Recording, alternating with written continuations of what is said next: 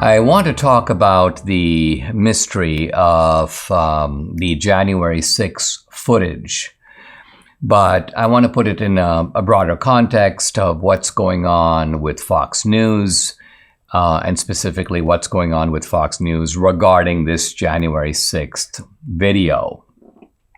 You remember that Kevin McCarthy gave the video. Now, Kevin McCarthy says, I didn't really give the video, I made it available. Well, okay, he made it available to Tucker Carlson. And I think the expectation was, not just of Kevin McCarthy, but a lot of people who had pushed Kevin McCarthy to release this video, they wanted to see a lot of the stuff that was held back by the January 6th committee. Let's remember the January 6th committee put out a thoroughly cherry-picked narrative.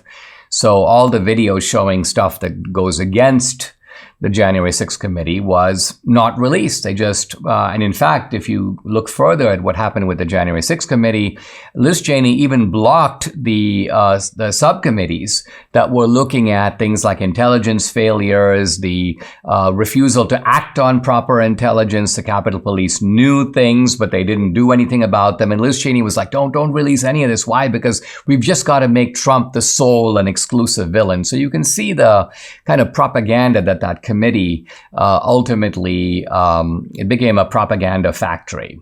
Now, there is new information coming out on January 6th, but it's not coming out from Tucker or from Fox News. I had yesterday Joseph McBride, the attorney representing January 6 defendants. He talked about this document showing the Capitol Police had a sort of a game plan. And interestingly, this game plan not only anticipated a lot of things that were going to happen, but talked about having plants and infiltrators in the crowd, not just, by the way, people in the crowd to calm things down, actually people in the crowd to join the crowd and, if necessary, instigate things and make chants and point to the Capitol and join people in going into the Capitol. So this goes beyond, by the way, the idea of the FBI having somebody inside the Proud Boys or the FBI having a plant at the Three Percenters or the Oath Keepers. We're now talking about the Capitol Police and the Metropolitan Police also taking on this role of, putting on pro-America, back the blue type of hats. Why? Because they want to be seen as indistinguishable from the Trumpsters. And therefore, think of it, if they do bad stuff, who's it going to be blamed on? The Trumpsters. Now, let's turn to Fox News. Tucker Carlson on day one released some clips, and they were like, wow, look at all this stuff coming out about the shaman guy. Look at all this stuff about Josh Hawley jogging across the corridor. Look at all this stuff about Brian Sicknick. And then nothing.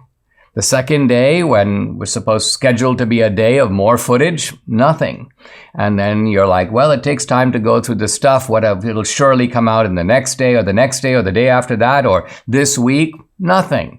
And it looks like that's it. It looks like I won't say the fix is in, but it looks like somebody dropped the hatchet on Tucker Carlson. And I don't know of any other way to look at this. I mean, obviously, one way to look at this is that Tucker reviewed the 44,000 hours of footage and realized that, you know what, by and large, I found just 3 clips and that's it. That's all I got. Tucker isn't really saying. But the other possibility, which I give it, this is the 99% possibility, is after the first day. And let's remember, Chuck Schumer went on the Senate floor, Rupert Murdoch, I demand that you stop Tucker Carlson. And then guess what? Somebody stopped Tucker Carlson. And who would have the power to do that? No, it's not even Suzanne Scott, the CEO of Fox News. These are orders that are coming from above. And that would mean most likely either Lachlan Murdoch, the son of Rupert Murdoch, who is sort of the de facto guy that people at Fox report to, or Rupert Murdoch himself. Rupert Murdoch, we know, is feuding with Trump. How do we know this? Because very interestingly, and this all seemed to happen simultaneously, all the organs under Rupert Murdoch's control, of which I named 3, the editorial page of the New York Post, the editorial page of the Wall Street Journal, and the Fox News channel all simultaneously turned against Trump. So it's not as if you just have guys at these outlets, they've all made independent decisions. No, again, this is a corporate decision from the highest level. So I feel a little bad for Tucker because I think Tucker is a brave guy, and I think he would have liked to have run with the footage. Now, why doesn't he just come forward and say, hey, listen, they blocked me. I can't release the footage. And the answer is somebody writes his paychecks as somebody writes the paychecks of everybody at Fox.